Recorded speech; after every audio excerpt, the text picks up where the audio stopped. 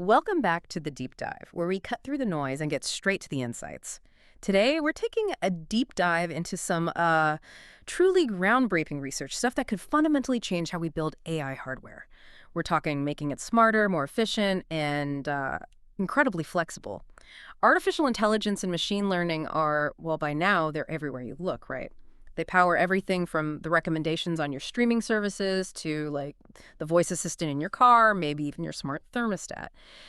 But have you ever stopped to consider the sheer computational muscle needed and, the enormous amount of energy required to make all that digital magic happen? It's truly immense. Indeed it is. And this challenge, it presents a fascinating paradox, really, in the world of AI. On one side, you have these colossal server farms, these data centers just humming away, Right. focused on training highly complex machine learning models.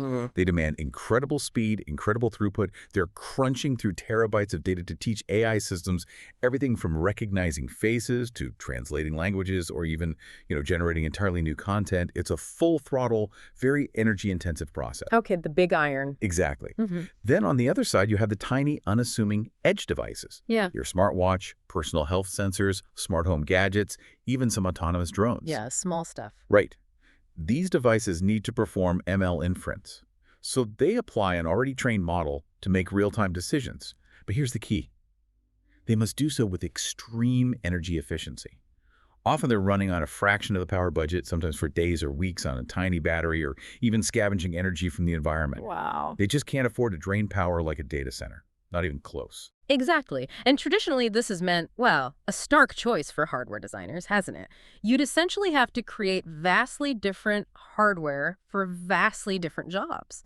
Like one chip meticulously optimized for the raw horsepower of training, designed for speed and throughput and, power consumption be damned almost. Max performance. And then a totally separate chip, painstakingly crafted for the ultra-low power needs of edge inference, where every single electron counts. It's like needing a Formula One race car for the track and then a super efficient electric city car for your daily commute. Yeah. You couldn't just, swap the engine easily. But what if you didn't have to make that choice? What if you could have the best of both worlds in one flexible package? That's precisely the central theme of our source material today. It's a breakthrough in what researchers call a bias-scalable, near-memory CMOS analog processor for machine learning. Okay, that's a mouthful. It is. But it introduces a powerful new concept called shape-based analog computing, or SAC for short. This approach promises to deliver both the high-speed capability needed for training and the extreme energy efficiency required for inference. Using the same hardware. Using the same fundamental hardware architecture. That's the key. It's about creating a truly versatile foundation for AI, allowing it to adapt its operational characteristics on the fly, whether it's performing intense, rapid learning or subtle, long-lasting inference. Okay, let's definitely unpack this. Our mission today is to understand the genius behind this innovative analog processor, why it's such a transformative development in AI, and what it truly means, for the future of how we build and interact with intelligent systems. Get ready to explore a world where flexibility and efficiency finally meet in AI hardware. The fundamental challenge: rigidity in traditional analog computing. So to really appreciate the innovation packed into this research, we first need to understand the fundamental problem it's trying to solve. For a long time, conventional analog computing circuits, well, they've been hailed for their immense, maybe untapped potential in machine learning. What's fascinating here, and maybe a bit counterintuitive if you're used to digital, is that analog circuits inherently exploit the fundamental physics of the devices themselves. Physics, how so? Think of it like getting free computation in a way. Instead of meticulously representing data as discrete zeros and ones and doing math through logic gates, analog circuits manipulate continuous electrical signals, currents, and voltages directly. This means they perform computations right within the physical properties of the transistors. Imagine, for instance, a transistor whose current output is an exponential function of its input voltage. That physical property can be directly used to perform a logarithmic operation, consuming far less energy than a digital circuit trying to mimic the same math. That sounds incredibly elegant, almost like, getting computation for free just by using the laws of physics cleverly. So if analog computing offers such inherent benefits, what's been the main hurdle? Why isn't it everywhere, especially in AI? The primary limitation, historically, has been their rigidity. Traditional analog circuits operate within a very specific, predefined biasing regime for their transistors. Biasing regime, what does that mean exactly? Think of biasing as setting the optimal operating point for the transistors. It's kind of like adjusting the idle speed of an engine or determining how sensitive a light switch is. Yep. You're essentially dictating how much current flows through the transistor and how it responds to changes in its input. For example, you could bias a transistor for a weak inversion state where it sips power, consumes very little, Yeah, like low power. or for a strong inversion state where it can switch very quickly and handle much more current. High speed. Okay. So you have these distinct modes. So once an analog chip is designed and manufactured, you're essentially locked into one mode. You pick either high speed or low power, but you can't easily switch between these fundamental operational characteristics. Is that the idea? Precisely. That fixed approach severely limits their adaptability across applications that demand distinct power performance specifications. Our source material illustrates this inherent trade-off beautifully. If transistors are biased in what's called strong inversion, SI, you get much higher operational speed and throughput. Which is great for... Fantastic for demanding tasks like training massive neural networks in data centers, where you need to process vast amounts of data simultaneously and as quickly as possible. Makes sense. The downside, though, is significantly increased power consumption. This results in a lower TOPSW. TOPSW, trillions operations per second per watt, right? The efficiency metric. Exactly. It tells you how much computational output you get per unit of energy. So a lower TOPSW means you're burning more power for the same amount of computation. Less efficient. Okay. And the opposite. Conversely, in weak inversion, WI, you achieve much higher energy efficiency. That translates to a higher TOPSW. This is the sweet spot for power-constrained edge devices and inference tasks. Right. The smartwatches and sensors. Yeah, where the AI model is already trained and just needs to make a decision using minimal energy, like recognizing a voice command or identifying an object in a low-power camera. But the trade-off. It comes at the expense of lower speed and throughput. Mm. Operations simply take longer to complete in WI. So speed versus efficiency. Right. And the problem up until now has been that you typically have to design entirely separate chips or different system architectures optimized for one extreme or the other. You couldn't really have your cake and eat it too, not with the same hardware. So what does this all mean for you, the listener, in practical terms? It means that building a highly capable AI that can run on a tiny battery-powered device and be trained quickly in a massive data center, all while using the same fundamental hardware technology, has been an engineering tightrope walk. A real challenge. You either optimize for raw speed and energy hunger or for miserly power consumption at the expense of computational agility. This has forced design compromises and often meant completely different hardware solutions for different parts of the AI ecosystem. Which naturally raises an important question. What if we could design analog circuits whose fundamental functionality remained absolutely invariant, regardless of these biasing conditions? Functionality invariant Meaning, what if a multiplier performed multiplication and a nonlinear activation function performed its specific operation in fundamentally the same way, whether it was biased for breakneck speed or for extreme energy efficiency? Okay. This desired property is what the researchers call bias scalability. It's the ability to tune the circuit for performance or power while preserving its core mathematical functionality. That sounds like the holy grail for flexible AI hardware. It really is. That's what they're aiming for. 2. Shape-based analog computing, SAC, the flexible foundation. So if bias scalability is the holy grail, how do these researchers actually achieve it? How do they break free from that rigid, either-or dilemma of traditional analog computing? Here's where it gets really interesting and genuinely clever from what I read. Absolutely. The paper introduces shape-based analog computing, or SAC. SAC is actually a generalization of an earlier important principle called margin propagation, which itself was a significant step in creating robust analog circuits. Okay, building on previous work. Right. The core idea behind SAC is to create a robust, nonlinear computational shape. Think of it as a kind of fundamental mathematical function or characteristic curve. And this shape inherently depends only on the generic, predictable properties of transistors, not the specifics of one operating point. Generic properties. Yeah, things that hold true across different conditions.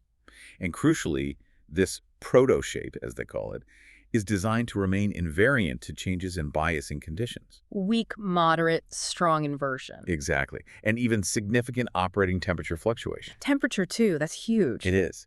This is a monumental shift from previous analog designs, offering unprecedented stability. So instead of a circuit's behavior being tied to a specific operating point or a very narrow range of conditions, the fundamental computational building block holds its form, its mathematical identity, no matter how much power you're applying, or how hot or cold it gets, or even if there are slight manufacturing differences in the transistors. That's the goal, yes. That's quite a feat of engineering. It sounds like they found a way to make the essence of the computation robust against all these external variables. Exactly. The elegant mathematical formulation behind SAC ensures that whether you're operating the transistors in weak, moderate, or strong inversion regimes, the underlying functional shape of the computational block is preserved. This inherent robustness and independence from specific operating conditions are what make SAC circuits truly scalable and adaptable. Scalable and adaptable. They provide a predictable, stable computational foundation, almost like a universal constant for computation within certain bounds. Can you give us a more concrete, maybe intuitive example of what these proto shapes actually look like beyond just, a theoretical function? Sure. Imagine a basic nonlinear curve, perhaps one that smoothly transitions from being flat at low inputs to a rising slope at higher inputs. Okay, like an S-curve or something similar. Sort of, yeah. This is what they call the proto-shape. It has specific, predictable properties regardless of the biasing. It's monotonic, meaning it always increases or always decreases, never reverses direction. That's important for stability. Right. And critically, its behavior at extreme inputs, what mathematicians call its asymptotes, are stable and independent of the exact transistor physics or operating conditions. This consistency is absolutely key for reliable computation.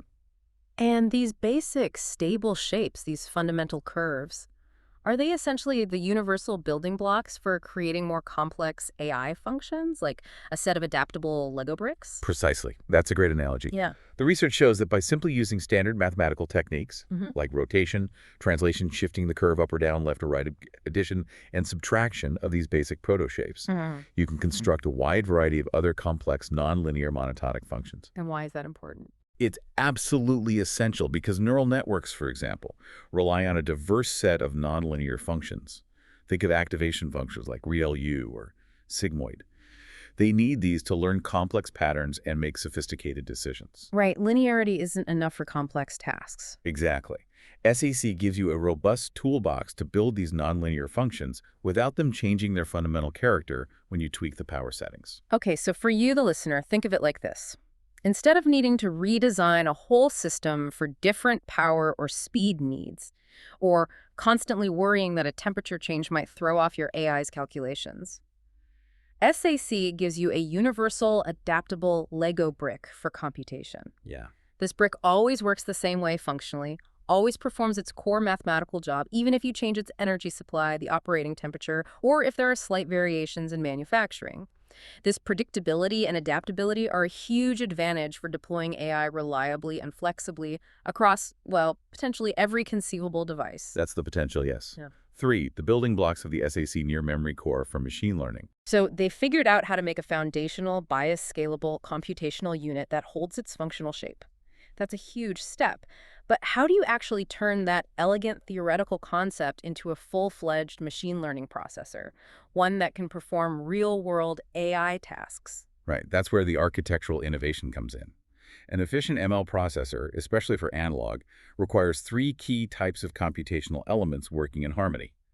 First, you need memory for storing the model's parameters. Weights and biases. Exactly, the vast network of numbers that represent the AI's learned knowledge. Billions sometimes.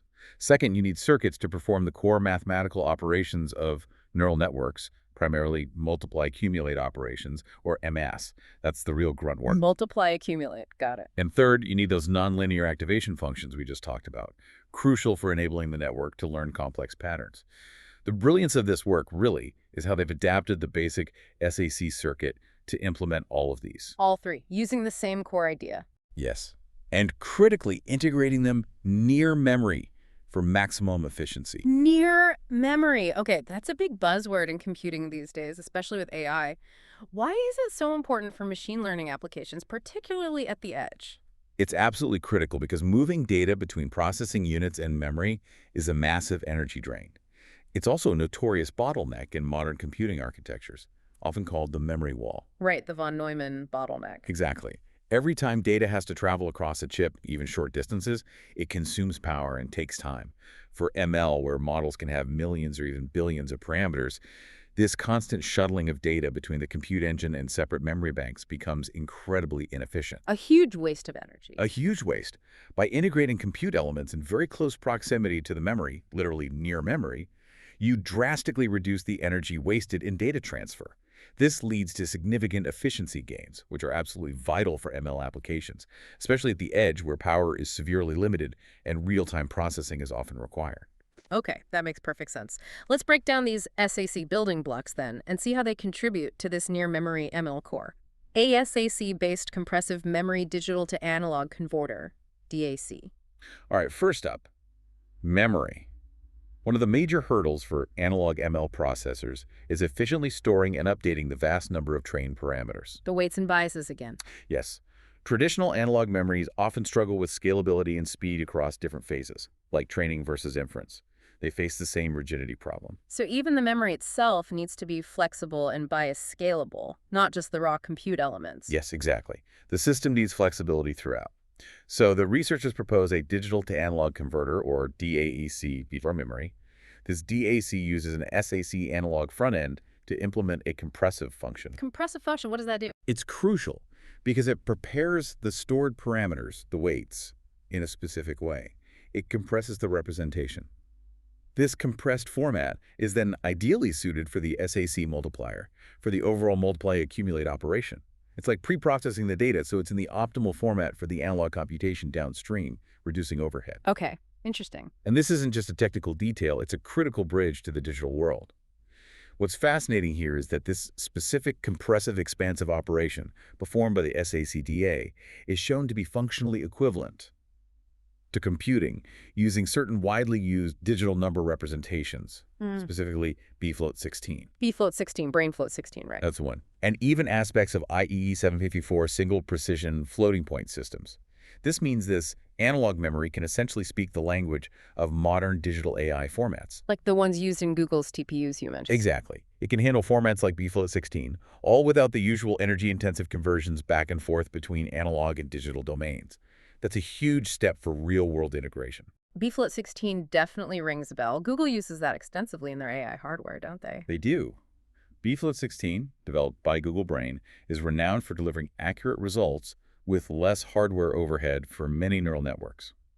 It's extensively used in Google Cloud TPUs, their tensor processing units, because it strikes a good balance between precision and computational efficiency. The SAC-DA effectively mimics this compressive, sort of near-logarithmic behavior of bfloat16, But in analog, but does so entirely in the analog domain, opening up significant potential advantages in terms of power and circuit area. The paper details how they approximate a logarithmic attack using the SAC proto-shape, and the framework allows implementing DACs with different bases just by scaling the output. Very flexible. okay, so for you, the listener, this means the SAC system can efficiently store and access the vast amounts of information needed for ML models. It does this in a power-efficient way that's functionally compatible with modern AI formats like bfloat16, but entirely within an analog domain. This reduces the need for constant digital to analog and analog to digital conversions, which are often energy hogs. It's a smart way to get the best of both worlds. Precisely. Seamless integration. BSAC-based analog multiplier. All right, next building block, multipliers. These are absolutely fundamental to neural networks, right? They form the basis of the multiply-accumulate operations that are at the very heart of how these networks process information. How does SAC handle something as crucial as multiplication in this flexible, bias-scalable way? Well, again, it leverages that SAC proto-shape, that fundamental invariant nonlinear curve we discussed. The researchers ingeniously used it to implement analog multipliers. They found a clever way to combine these fundamental SAC shapes using a specific mathematical approach to perform multiplication. Using the same core Lego brick again. Yes, the same fundamental element. That's quite a powerful reuse. How does it work, roughly? The paper provides a detailed derivation, but essentially the circuit converts the inputs into differential forms, adds a constant to keep things operating correctly, and then sums and subtracts the outputs from 4 SAC units in a specific way to get the desired product. Okay, combining multiple units. Right. And the results show a close approximation to an ideal 4-quadrant multiplier. Meaning it can handle positive and negative numbers. Exactly, which is essential for general-purpose neural networks where weights and activations can be positive or negative. And one crucial detail here, which connects back to our previous discussion. The compressive DA. Yes. One of the inputs to the multiplier is designed to receive a compressive map.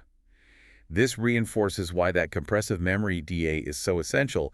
It pre-processes the stored parameters, the weights, in exactly the right format for the multiplier to function optimally. It's all tightly integrated. It's a seamless integration where the output of one SAC building block feeds directly and efficiently into the next. Okay, so for you, the listener, this multiplier is really the engine of a neural network layer. It's where the input data gets multiplied by the learned weights to produce an output. That's right. SAC provides a compact, energy-efficient way to perform these crucial mathematical operations, directly contributing to faster and more efficient AI processing. All while retaining that vital bias scalability. It means the core computational grunt work of AI can adapt its power profile without changing its fundamental mathematical nature. Exactly. Consistent function, adaptable power. CSAC-based ReLU activation. All right, third piece of the puzzle. Neural networks aren't just about multiplying and accumulating values. They also need nonlinear activation functions to learn complex patterns and introduce the necessary mathematical complexity that allows them to solve difficult problems. Absolutely crucial. Without these, a neural network would just be a series of linear operations, incapable of truly intelligent behavior, right? Correct. It couldn't learn complex relationships. And one of the most common and powerful of these activation functions is the rectified linear unit, or ReLU. How does SAC handle this essential nonlinearity? Right. ReLU is incredibly popular. And it turns out a soft ReLU function, which is a smooth approximation of the ideal ReLU. ReLU just outputs the input if it's positive and zero otherwise. Can be directly implemented using just a single SAC protoshape. That same basic curve again. Really? Just one shape? Well, the circuit implementation is remarkably simple, using just 2 SAC units. And with a control parameter, this circuit can very closely converge to an ideal ReLU function, demonstrating its flexibility and accuracy. And this activation function also benefits from all those core SAC advantages, bias scalability, robustness. Absolutely. The paper highlights a very significant power and area advantage for the SACC ReLU compared to traditional digital implementations. For instance, its average power consumption can vary dramatically, depending on how it's biased, from a minuscule 18.2 nanowatts. Nanowatts, that's incredibly low. Up to maybe 89.4 microwatts in a faster mode. Still very efficient. Yeah. And all this is achieved with an incredibly small area on the chip, making it highly compact. How does that compare to digital? It's a dramatic improvement. The paper compares it to digital implementations reported elsewhere, which often consume significantly more power, maybe around a milliwatt. Milliwatt versus nanowatt, microwatt, huge difference. And take up much larger areas, even when built with more advanced, smaller manufacturing technologies. We're talking orders of magnitude difference in efficiency for a key component. Wow. Okay, so for you, the listener, this means the essential decision-making and complex pattern recognition parts of an AI model, the parts handled by activation functions, can be performed with incredibly low power consumption and in a very compact space. Precisely. This opens wide the doors for AI to be integrated into devices where power budgets are extremely tight. Imagine tiny self-powered sensors that can perform sophisticated AI analysis in real time without needing constant recharging or maybe ever needing a battery replacement for years. That's the kind of possibility this enables. This is a crucial step towards truly ubiquitous and sustainable AI. 4. Putting the SAC core to the test. Measurement results and validation. Okay, this all sounds absolutely fantastic in theory, an elegant solution to a really tough problem in AI hardware. But, you know, the proof is in the pudding, as they say. Always. How did these SAC building blocks and the full system perform when put to the test in the real world? Did they actually deliver on the promises of bias scalability and efficiency? This is where the paper truly shines, I think. It moves beyond theoretical discussions and simulations. The researchers didn't just simulate these circuits. They meticulously fabricated actual chip prototypes using a standard 180mm CMOS manufacturing process. So they built real hardware. They built real hardware, yes, physically demonstrating their concepts in silicon. That's a big step. They even provided microphotographs of the actual chip in the paper, showing multiple copies of the basic computational blocks laid out on the silicon. This allowed for comprehensive testing. And the testing setup. For the testing setup, they used a custom integrated circuit test board, which was interfaced with a PYNQ Z2 FPGA board for control. And crucially, high-precision analog test equipment was directly connected to the chip to accurately measure its analog performance, ensuring rigorous validation. So proper measurement, not just simulation. Exactly. And before doing the detailed testing, they carefully characterized the transistors themselves on the chip. This allowed them to accurately determine their operating regions and map them to specific bias current ranges. Strong inversion, SI, weak inversion, WI, and moderate inversion, MI in between. So they knew exactly how the transistors were behaving in each mode. Precisely. This allowed them to precisely control and verify the behavior in each operational mode they wanted to test. Very thorough. Okay, that sounds like a robust testing methodology. So what were the overall findings? Did it work? SAC compressive memory DEC measured results. Let's look at the components first. For the SAC compressive memory DEC, the measurements for an 8-bit version show that its output closely approximated the desired ideal logarithmic shape. The compressive function worked as expected. Yes. And critically, the shape of that output curve remained invariant across the different operating regimes, WI, MI, and SI. Ah, the bias scalability in action. Exactly. This directly validated the bias scalability principle for the memory component. The shape held true. They also observed the expected trade-off. Increasing the bias current shifted the operation from WI towards SI, which increased power but also reduced the settling time, improving throughput. Faster response, but more power. Right. And they noted that the optimal balance between energy and throughput, as often observed in these systems, was found in the moderate inversion region, the sweet spot. BSAC multiplier measured results. Okay, how did their analog multiplier stack up in the real-world tests? Similarly positive results. For the SAC multiplier, they found that increasing a specific design parameter S, which essentially dictates the number of splines or segments used in the mathematical approximation. Okay, controlling the accuracy. Right. Increasing S significantly increased the accuracy of the multiplication. An S3 multiplier, for example, was much closer to the ideal mathematical multiplication than an S1 version. Makes sense. More segments, better fit. Exactly. And, just like the DAC, the 4-quadrant multiplication curves for the S3 version showed close compliance across the different operating regimes, WI, MI, and SI. Bias scalability confirmed again. Confirmed again. The multiplier performed its job consistently. Its functional curves looked very similar, regardless of whether it was set for low power or high speed. Functional invariance held. CSAC ReLU activation measured results. And the nonlinear activation, the ReLU function. Same story here. The measured results for the SAC-based ReLU also demonstrated that the normalized output current curve accurately followed the desired nonlinear ReLU shape and matched the ideal function closely. And the power and area savings? Were those confirmed? Yes. They confirmed the dramatic power and area benefits we discussed earlier. Power varying from that low 18.2 NFBR up to 89.4 NFBR, and the small area footprint. And the key finding, again, the nonlinear shape remained invariant across weak, moderate, and strong inversion regimes, exactly as intended by the SAC design. D, full system test, a 3-layer neural network for regression. Okay, this is where it all comes together. It's one thing to prove individual components work, but how did a complete neural network built with these SAC components perform in a real machine learning task? This is the ultimate test of the concept, isn't it? It absolutely is, the system-level demonstration. As a proof of concept for the entire system, they implemented a small 3-layer SAC neural network. It had 6 hidden nodes. The task was a classic regression problem, learning to accurately represent a 2-dimensional nonlinear sine function, a standard test case. And this network used all the SAC blocks. Yes. It utilized the SAC compressive memory for storing weights, SAC multipliers for the essential multiply-accumulate operations, and SAC ReLU functions for the nonlinear activations, all integrated. And here's the truly compelling result, perhaps the most significant for you, the listener, demonstrating bias scalability in action across the whole system. They began by training the network in the strong inversion SI regime. Right, the high-speed, high-power mode, good for fast training in a lab or data center. Exactly. Then they took the exact same hardware architecture, the same physical chip, no changes, Uh-huh. and used it for inference. But this time, they operated in the weak inversion WAI or moderate inversion MI regimes. The low power modes, ideal for edge devices. Precisely. And the remarkable finding, the network continued to perform the regression task with impressive accuracy.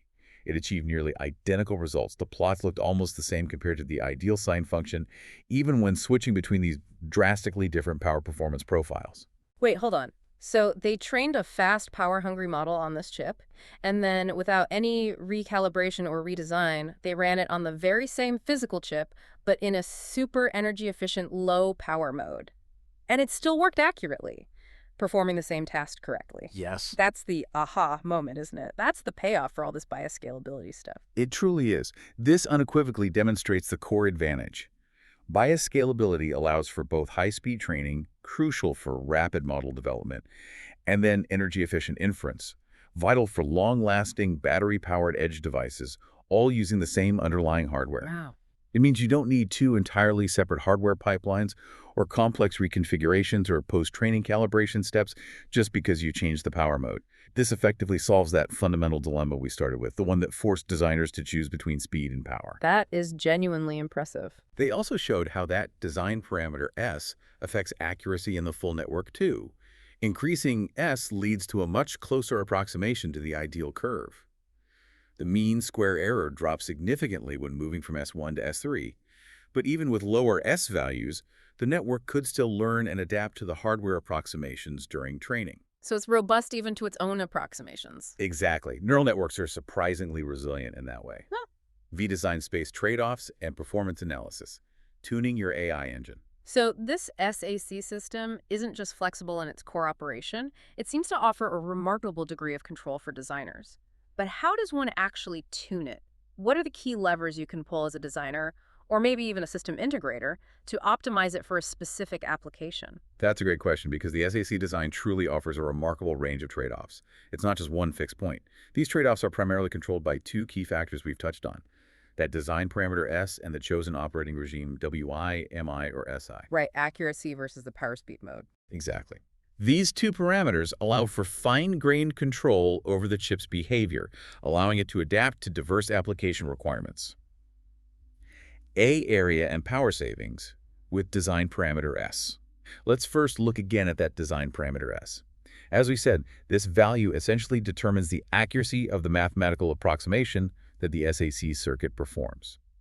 You can vary this parameter theoretically from 1 up to some value S, giving a wide range of choices for how precisely the circuit mimics an ideal mathematical function. Okay, and the trade-off. The trade-off is clear. Mm. The researchers found that each increment in S exponentially decreases the approximation error, so you get progressively more accurate results. All right.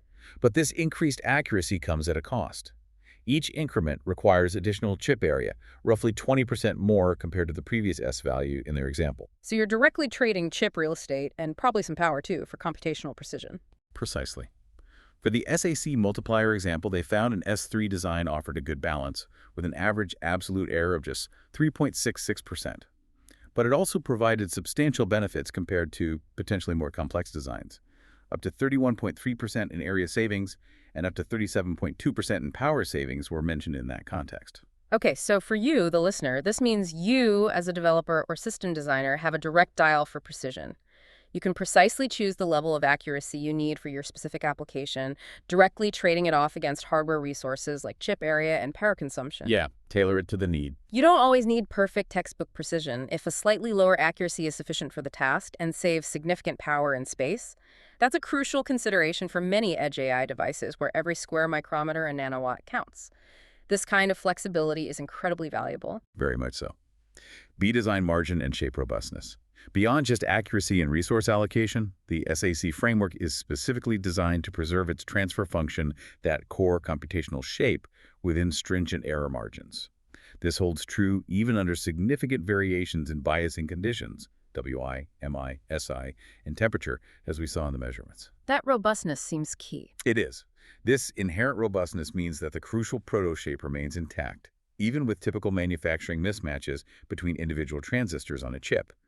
Such mismatches are a common headache in analog circuit design, often leading to unpredictable behavior or requiring extensive calibration. Right. Analog can be tricky that way. SAC's ability to maintain its functional integrity despite these real-world imperfections is a significant advantage for machine learning applications, which need reliable and consistent operation. It allows designers to focus more on obtaining the desired functional shapes rather than getting bogged down in conventional, ultra-precise, transistor-level design techniques that might be very sensitive to variations. See energy analysis across operating regimes. We've heard that different biasing regimes offer dramatically different energy profiles. Can you elaborate a bit more on the measured energy analysis and what it tells us? Absolutely.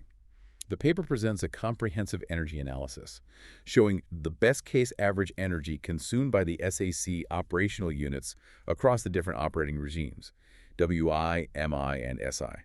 The results were very clear and confirmed expectations. As the circuit's operating regime shifts from strong inversion, the high current fast mode, down to weak inversion, the low current energy efficient mode, the energy consumed for operation significantly decreases, by orders of magnitude, potentially. A direct measured reflection of that fundamental power-performance trade-off we started with. Exactly. Moving from the fastest, most power-hungry mode to the most energy-efficient can slash power consumption for the same basic operation. And, as often seen in these types of analog designs operating across regimes, the moderate inversion MI regime tended to offer an optimal balance. The sweet spot again? Yeah, a good compromise between power consumption and computational speed, providing a good operating point for many applications where you need decent speed without extreme power draw. It's often the just right option. Okay. D. Performance analysis. Beyond energy. Okay, beyond just energy consumption, how does this SAC technology perform under various other real-world conditions? Things that can significantly impact a chip's reliability, like temperature changes or electrical noise. This is another area where SAC circuits are designed to demonstrate significant resilience. The most significant errors typically introduced in analog circuits, as we mentioned, often come from mismatches between components, electrical noise, and variations in the power supply voltage. Things that digital circuits handle differently. Right. These can severely affect the functionality of traditional analog circuits. However, in SAC circuits, the researchers argue that the inherent margin or difference between the characteristic shapes obtained in the fast SI and slow WI regimes effectively accounts for many of these second-order effects. This crucial feature allows the core functional shape of the implemented operation to be preserved, even in the presence of these imperfections. So the design anticipates some of these issues. It seems built to be robust against them.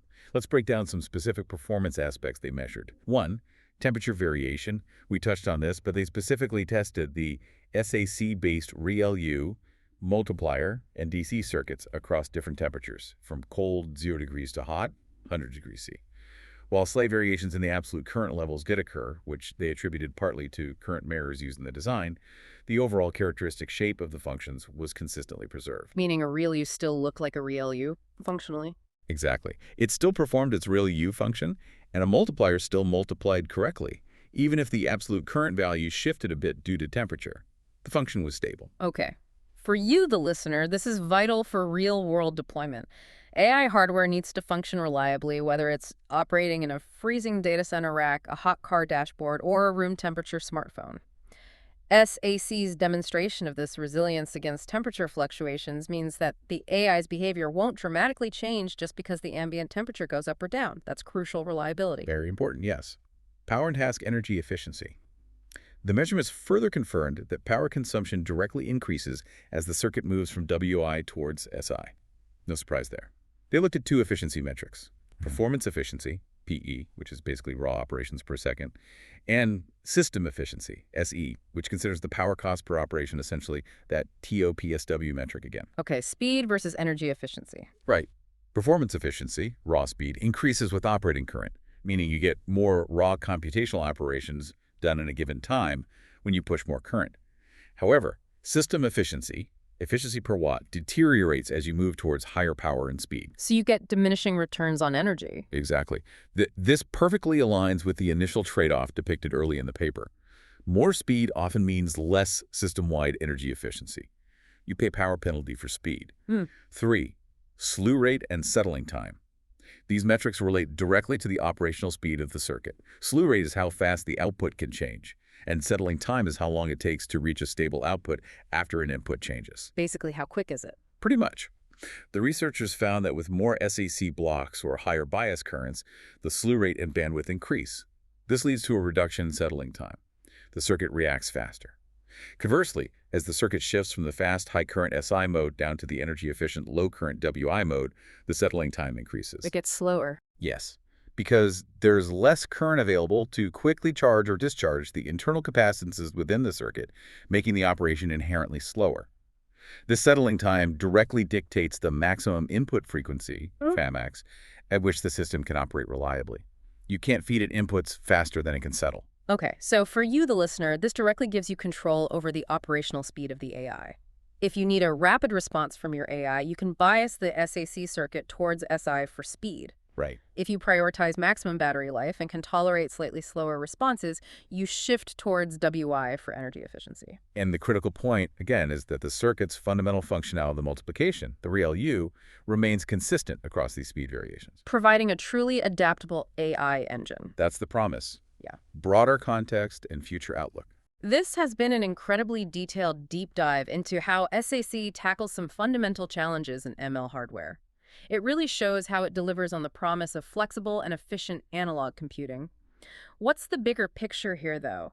How does this innovative approach stack up against other, perhaps more conventional methods in the field of AI hardware? Where does it fit in? That's a good question to ask. Connecting this to the broader context, the paper includes a detailed comparison table. It compares their SAC-based analog computing blocks with similar analog ML designs reported in other research literature. And the takeaway. The key takeaway from this comparison is that the implemented SAC designs really stand out because they can function robustly over that wide range of operating conditions we've been discussing, WI, MI, and SI. They do this with minimal area consumption and highly flexible power requirements. Many other approaches might excel in one specific regime, maybe ultra-low power in WI, but then struggle to maintain performance or functionality when scaled up for speed in SI, or vice versa. So they might be optimized for one end of the spectrum. Often, yes. This robust bias scalability of SAC, the ability to smoothly transition between these modes while preserving core functionality, seems to be a critical differentiating factor. So it's not just efficient in specific scenarios, but it's uniquely versatile. It provides a broad operational envelope that others struggle to match. Precisely. That versatility seems to be its major strength. In an era where demand for ML processing is just exploding across incredibly diverse platforms, from those massive power-hungry cloud servers training cutting-edge models down to tiny battery-constrained wearable sensors performing local inference. A whole spectrum. Exactly. This technology offers a compelling path toward more efficient and adaptable hardware. It's about building a foundational chip that can dynamically reconfigure its power-performance trade-off depending on the current task and available energy. Yeah. Rather than requiring specialized hardware for every single use case. A unified approach. Yeah, which could simplify development and potentially reduce costs significantly in the long run. That's a powerful vision. What's next for this kind of research? Where do the researchers see this technology heading? Any hints in the paper? They do indicate future work. The logical next step is demonstrating generic, programmable architectures for deep neural networks using SAC. So moving from these building blocks to full-scale reconfigurable systems. Exactly. Systems that can implement complex, multi-layered deep learning models, leveraging all the SAC advantages we've discussed. They also believe this methodology, this SAC approach, can be used to speed up other advanced training algorithms. They mention things like physics-aware training, where AI models are constrained by physical laws, which is important in science and engineering, Interesting. and also hardware algorithm co-design techniques. This involves designing the hardware and the AI algorithm hand-in-hand right from the start to further boost overall system efficiency. So the hardware and software evolve together. Precisely. This suggests a future where the hardware itself is an active participant in optimizing the AI, rather than just being a passive execution platform. It becomes part of the solution design. Outro. Well, we've explored the fascinating world of bias-scalable analog computing today. A truly innovative approach that really does promise to fundamentally change how we develop hardware for machine learning. We've seen how shape-based analog computing, or SAC, provides a flexible, efficient, and robust solution to that core dilemma of balancing raw speed and miserly power in AI processors. It's a truly ingenious way to approach the physical challenges of implementing AI. It really is. And the ability to use the same piece of hardware, the exact same chip, for both high-speed training typically associated with data centers and powerful servers, and then seamlessly switch to energy-efficient inference, crucial for battery-powered edge devices. That's a monumental leap. Just by adjusting the bias. Just by adjusting how the transistors are biased? Yes. All while maintaining the core computational functionality and accuracy. This means a single chip design could serve a dual purpose, dynamically optimizing itself for the task at hand, whether it's learning or applying knowledge. It's truly a potential game changer for adaptable AI. This technology could mean that your next smart device isn't just intelligent, but also inherently adaptable, able to shift its computational style on the fly. Hmm.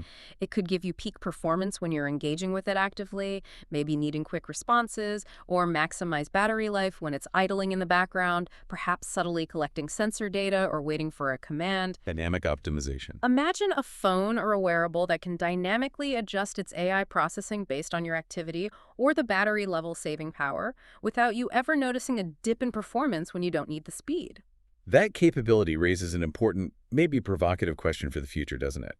How might such flexible, power-aware AI hardware fundamentally change how we interact with technology? Not just in our pockets, but potentially in every corner of our lives. If AI can be everywhere, doing more with less energy, what new possibilities open up for truly pervasive and intelligent systems? Systems that are not only powerful, but also sustainable over the long term. That is definitely something to ponder as you look around at all the AI-powered tech already in your life. And imagine a future where it's even smarter, more adaptable, and far, far more efficient. We hope this deep dive has given you some surprising facts and maybe a shortcut to being well-informed on this exciting frontier in AI hardware. Until next time, keep digging into the knowledge.